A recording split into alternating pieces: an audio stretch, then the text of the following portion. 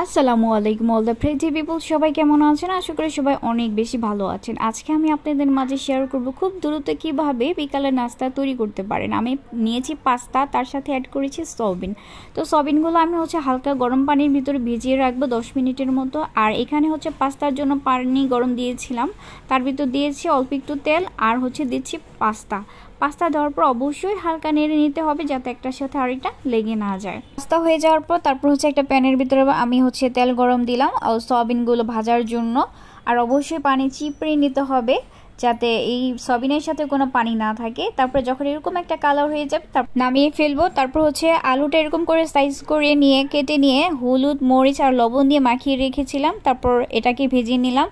তারপর এখন একটা প্যানের ভিতর পরিমাণ মতো তেল অ্যাড করলাম, তার সাথে দিয়ে দিব পেঁয়াজটা যখন হালকা ভাজা হয়ে যাবে তারপর দিয়ে দেব ম্যাগি মশলা। এটা ম্যাগি মশলা 1 প্যাকেটের অর্ধেক দেব আর অর্ধেক রেখে দেব।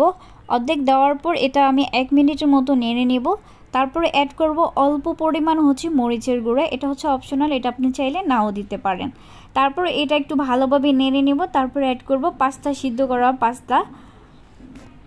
পাস্তা দেওয়ার পর 10 মিনিট আমি এভাবে একটু নাড়বো আর চুলার আঁচ থাকবে মিডিয়ামে।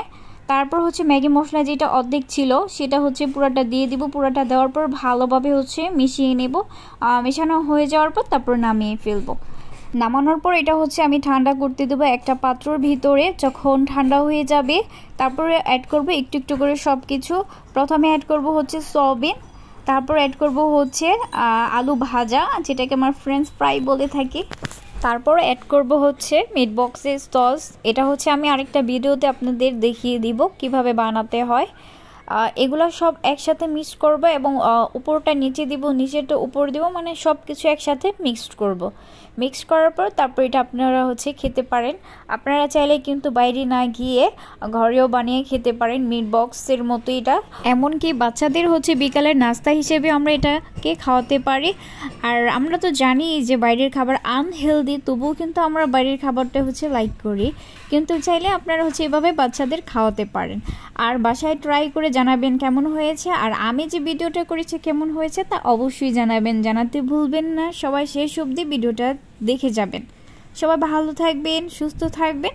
আসসালামু আলাইকুম।